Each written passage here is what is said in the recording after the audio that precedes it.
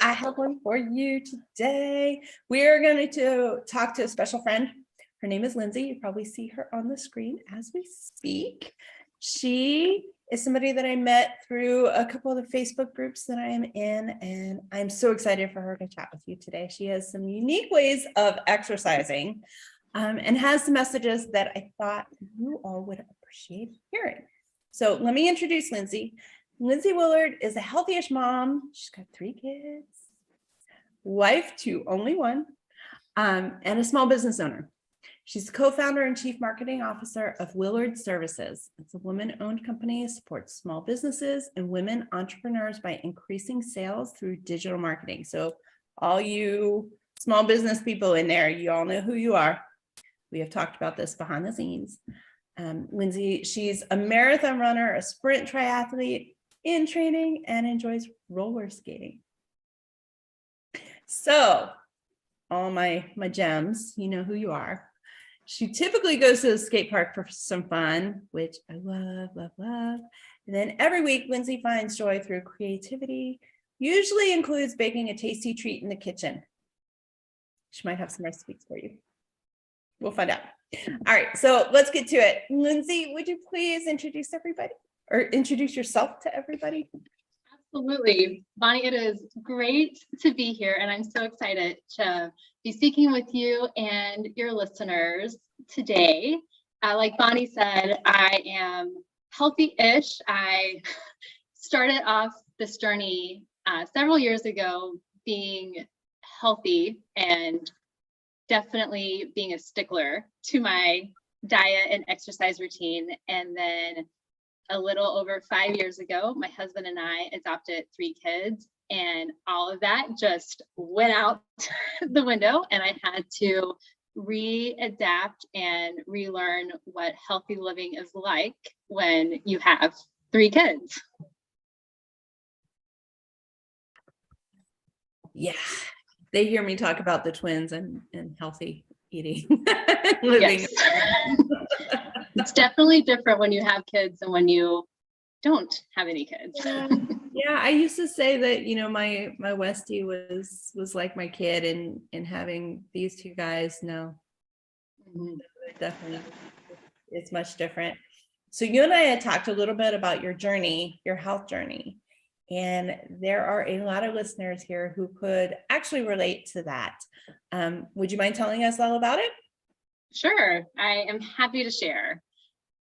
So I guess to begin my journey, I'll just briefly talk about kind of my childhood and how I grew up, because like many of the listeners here, I'm sure I was a child in the 80s and the 90s. And for our family, what that meant was there was a lot of processed foods. There was a lot of fast food dinners, soda every day, even like king size bars, candy bars, just about every day. It's what I grew up on. My parents both worked full-time plus, and so dinner was always whatever was quickest and easiest to put on the table.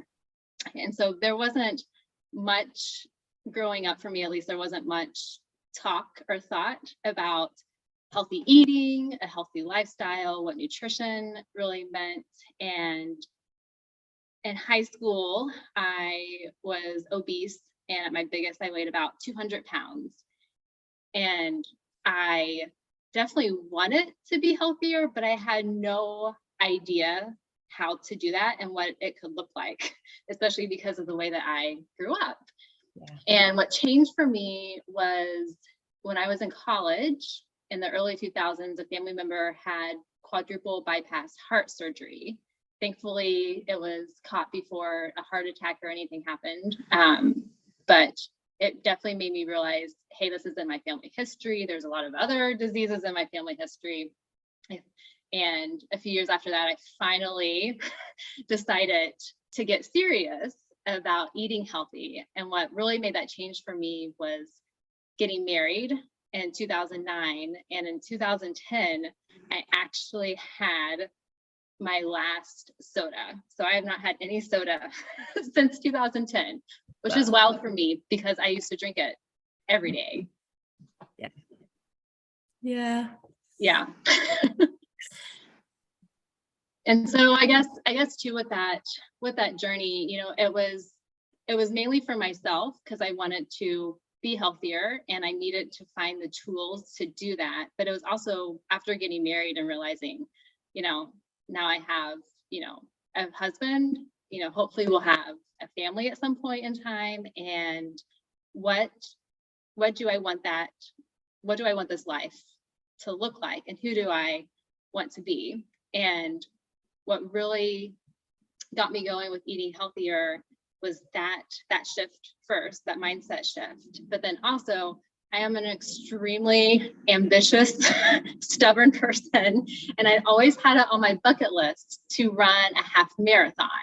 But I knew in order to do that, I was going to have to shed some pounds and eat healthier. And so that's what started the weight loss and the health journey in early 2010, was really to lose the weight so I could run that first half marathon. That's really cool. Yeah. That was something that I know. I know a core group of followers within this would definitely resonate with, especially just completing that half marathon and seeing the results of all your hard work. Mm-hmm.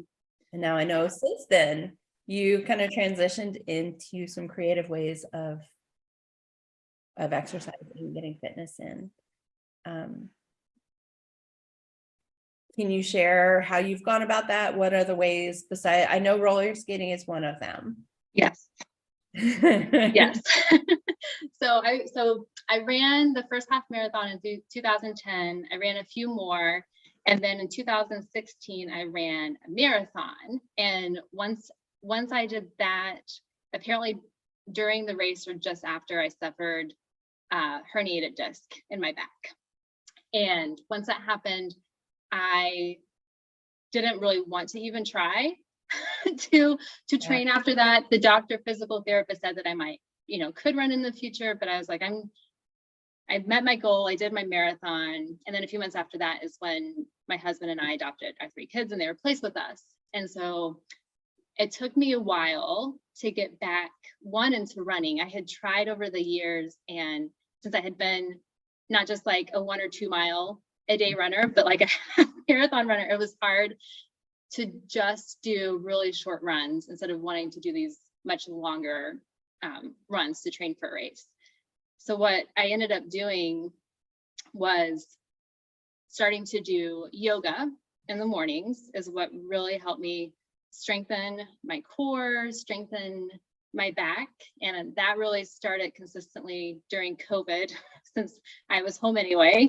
I was doing that more. And also with COVID, since I was home, I thought I need to find something that I just love to do that's fun for me. And as a kid, I loved roller skating and ice skating. So I thought, I've got a half-finished basement large enough that I can just kind of test out my skills, see where I'm at with roller skating.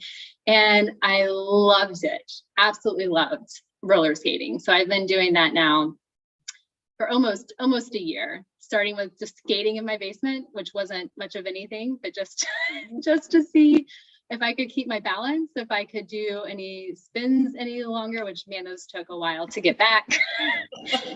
And then I decided to start making these roller skating videos where I dance mainly to like 90s music on roller skating. Cool. which is just so silly and ridiculous, but so much fun. And it always puts a smile on my face. So really a fun way for me to exercise and to have fun with roller skating, which now has become much more than just those music videos, but also going to the skate park and trying out some new tricks. But it's a lot of fun. And I know there's so many different ways for us to find that fun. And we so often forget as we get older that we can have fun and we can find enjoyment. And it might be something we did when we were younger. It might not be, but we can definitely find that fun again. Absolutely. Yeah. Exercise doesn't have to be something that is not fun. We have to do it for our whole life. So we might as well have fun doing it. Absolutely. Yes. mean, we're not getting away from it. So No. And if we just see exercise as a chore, it's just going to be something else to add to our to-do list. And like, who wants to do that? I don't want to add anything else to my to-do list. yeah, we all have busy schedules, especially nowadays. Nobody needs anything else added to that checklist. Definitely. Definitely not. And I know roller skating's it's coming back. There's a lot of us who've reached this point. I was telling you about my sister and her roller skates. I so want to copy them. They are like metallic, but they're like total 1980s style. So you can just put so much fun into so many different things. Yes. And I will say I'm on my second pair now. After I like tested it out to make sure it was something I want to do, I got a much better pair, but my first pair were just these mint green roller skates that the wheels lit up, which was just so fun. Like, who doesn't want light up wheels? I love it. I love things like that. I mean, yes, we're adults, but who says we can't have those things? Right. Good. We need much more fun in our lives. I totally agree with that. So we all need more fun. Absolutely. Definitely. All right. So now along this journey, obviously mindset and stress management has played a role. Do you have any tips or tricks, things that you do on a regular basis that you find helpful and, kind of a bit more natural and easy to include in your life? I will say that especially once the kids came along, I was prioritizing them and the family so much, which was definitely needed. I mean, especially at first, but as time went on, I was like, I'm just not prioritizing myself. I'm not scheduling time for myself. I'm not making time for myself. I don't know what fun is anymore. And again, just with some of those mindset shifts, it was I have to prioritize myself if I want to get back into eating well, if I want to get back into exercising and having fun. And one of the ways I did that was totally changing my my time in the mornings of when I would get up and what I would do. I had been trying to get up before the kids anyway, just to have some breathing time, some coffee time. But I finally started making myself get up even earlier. So I would get awake and I would wake up, and I still do about an hour to 2 hours before anyone else is awake in the house. And I journal, I do yoga, I think through like what I want the day to look like, and just make sure that I am in a settled place so that I'm not waking up anxious and trying to move everyone along for the day, that I have that time to just sit and be for a little while. That is definitely my number one priority every day. That's actually something that I have started looking into, and the boys are at that place where like Keegan's waking up at 5 o'clock in the morning for some reason. And he's sleeping till 7 still. So we're fluctuating with that and trying to figure out when to put the time in so you have quiet time and you're not exhausted doing so. Yes. I know me. There are definitely tips I can learn from moms like you who have much more experience than I do at this point. Ways of fitting it in and just trying to schedule time. Do you have any suggestions, like for those of us that really can't do that hour or two earlier in the morning because of, I mean, I'm one, there's a million situations out there, but do you have suggestions for how we fit that in? Have you had I'm assuming here that you've been through this all. I will say I up until the last 2 years, I have never been a morning person in my life. I mean, my husband used to go to work at like 7:30 and I'd still be in bed. I just was not a morning person. So that took quite a bit of time. And again, our youngest was 9 months when she came home with us. So we were still on like that baby schedule too, so it takes some time to readjust your schedule and get used to something new like that. But also what I did do in the beginning was nighttime, having some quiet time at night was also really important. And sometimes that meant leaving dishes in the sink. Sometimes that meant not doing the laundry. Sometimes that meant, leaving the phone off for even like 15 to 20 minutes so I could just sit and rest. And I remember what those days are like, where even like 15 to 20 minutes sounded like a long time because I didn't have that at that time. But once I just was consistent with that and made myself do that once the kids were in bed, I started to notice that shift. And I think from those few minutes a day is how I was able to get to that new morning routine where I'm at now. Okay. That's kind of the stage I'm in, where we have a lot of nights where the dishes sit till the next morning. Yes. And whoever wakes up first does the dishes. Yes. And, more than once, like right now we have laundry all over the couch because, it was a late night, but in order for both of us to decompress, it'll be there when I'm done. Absolutely. I mean, and that time, even if it's just 15 to 20 minutes, can really be a game changer. At least it was for me. And I know it is for other people. Yeah. And I would say too, another thing that we all do is spending so much time on our phones. And I know as a small business owner, you really feel like you got to get back with people right away. You want to make sure you're checking your inbox, you're replying to messages, but it can really make a world of difference just setting your phone aside. That is one thing I do. Even at night, I do not take my phone to bed. I leave it in the kitchen and I don't look at it until after I get my coffee in the morning. That's a good plan. Yes. And we just switched back last week to iPhone, or I think it's been a couple weeks. And I noticed the biggest difference. So with Samsung, with the Android that I had, I could set do not disturb. Because I'm one of those people, if I hear a noise, it's going to distract me quickly. Yes. I use the do not disturb a lot. And I noticed with iPhone, you actually can set multiple versions of it. So I can set people or like apps to each one, which has actually been very helpful. I mean, the Android was really good with the do not disturb and, only allowing the people I wanted to come through, like my mom and dad and my husband and my sister, the ones that if they have an emergency, I have to answer. Right. So that's been really helpful, is using technology to turn it off for me.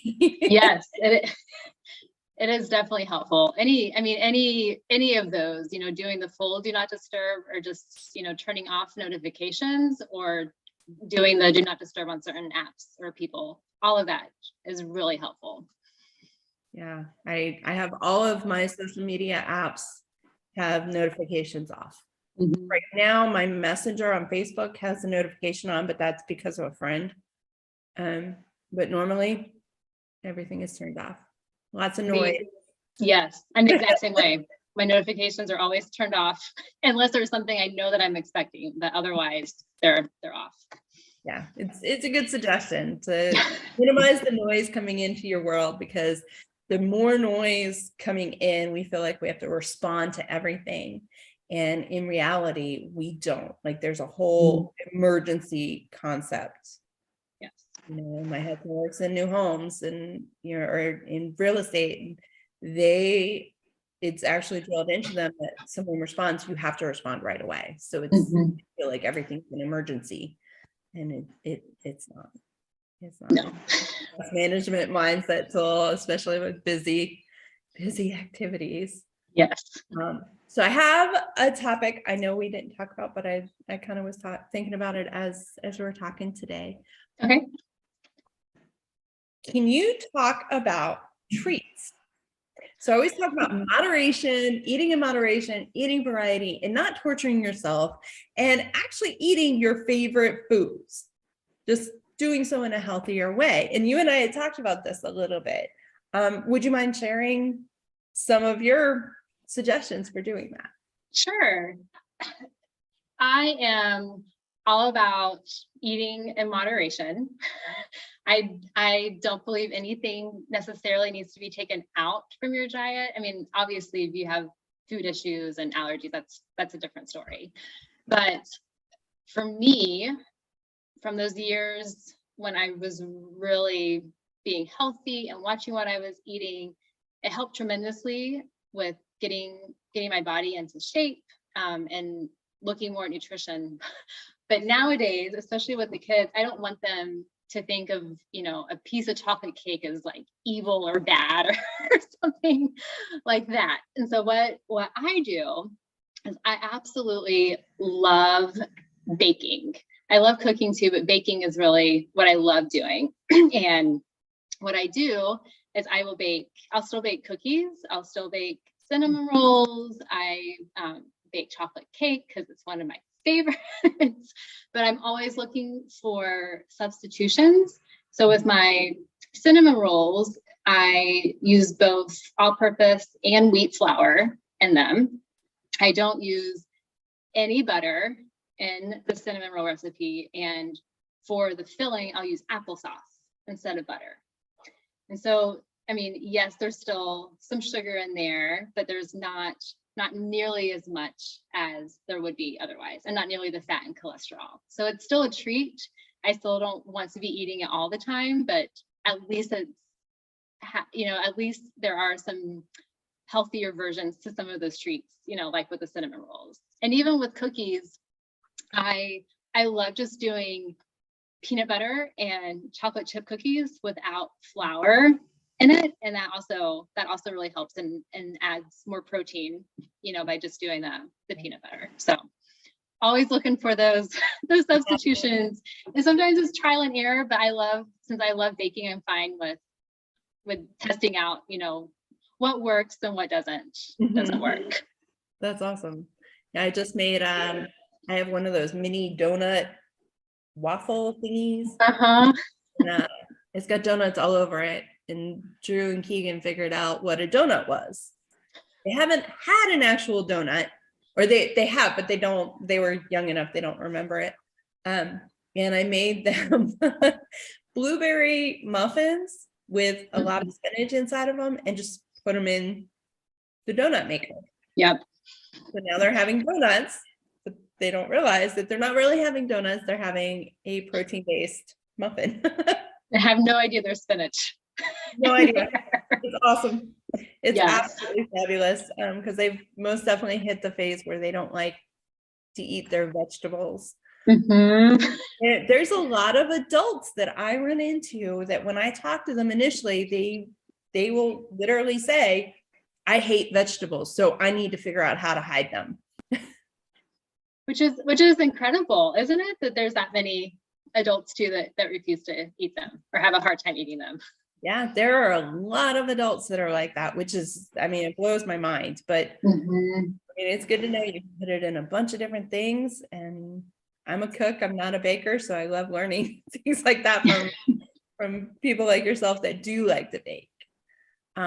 Okay, so you definitely work with women business owners. So tell me something. Can you give me some suggestions for women who struggle with time constraints, trying to build their businesses, but trying to live healthier lives at the same time? It is definitely a challenge. And I think too, we all keep hearing this message of balance. It's all about balance and, this work-life balance. And I mean, yes, it is. But I also think that, especially for entrepreneurs with small business owners, that you are responsible for bringing in that money. And so, of course, you're going to prioritize your business. But, just like I had to do, years ago when I brought the kids home, I still had to find a way to prioritize myself. And I know with small business owners, some of them just live and breathe their calendar. And so my suggestion to them is to always schedule a time of day. It can be 10 minutes, it can be 20 minutes, it can be longer if you need it to be longer, but to make sure that you are prioritizing yourself and whatever self-care looks like for you, or whatever exercise needs to look like for you, or fun, or even rest. Like sometimes people I work with just need to schedule that 10 minutes of rest during the day because they're not getting it, the way that they should be. Yeah. Those are good suggestions. Thank you. Because I know that's one thing I definitely struggle with, is trying to figure out, I have a limited amount of time I can work on. There's a lot of us out there that are very similar, people with jobs or with families that, the job pulls in the income until the business can take over. Right. And it's hard. And it's also very hard when you get into the flow and your calendar says it's me time. But the me time doesn't, it's going to stop that flow. Taking that time, even though you've got a flow, I know that's really challenging. It's definitely challenging. But I think too, consistency is key with doing that, because then you just start to get into that routine, you start to get into that habit, and then hopefully, you are starting to recharge during that time. You're really starting to get that energy back and not feel so, I've got so much to do, all the time, which we all do. Yeah, it's normal life at this point, I think. So would you recommend having a set time all the time to keep that consistency, or would you recommend having, setting aside time as it comes?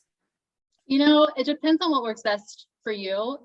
I used to love living off of a schedule, but these days, ever since COVID, I don't know what it is, but I do not like having to live off of the schedule if I can help it with certain things. And that me time is one of those things. Like right now, which I didn't mention earlier, but I'm training for my first sprint triathlon. And I tried to schedule things out, like a specific time of day I was going to do it, and life happens and it just did not work for me. So I just make sure I find that time during the day and go out and do my training.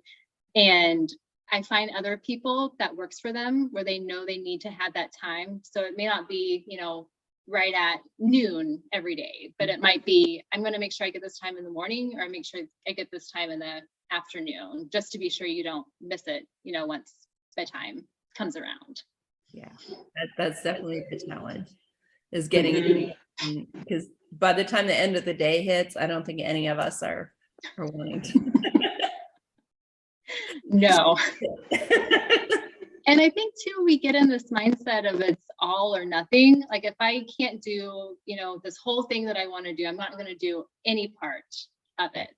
And, so that's why even just setting aside 10 minutes, or getting into that mindset of 10 minutes today, I'm going to make some time to, be conscious about my eating. I'm going to, or be determined to get outside and go for that 10-20 minute walk, whatever it is. It doesn't have to be all or nothing. It can just be part of what you wanted to get done, or part of your self-care for that day.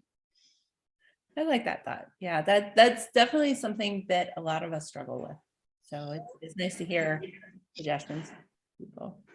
Yeah, like I said, I think I said earlier, I'm type A high achiever. Like I understand, so understand what that's like, and having that mindset. And it's a challenge to make that shift.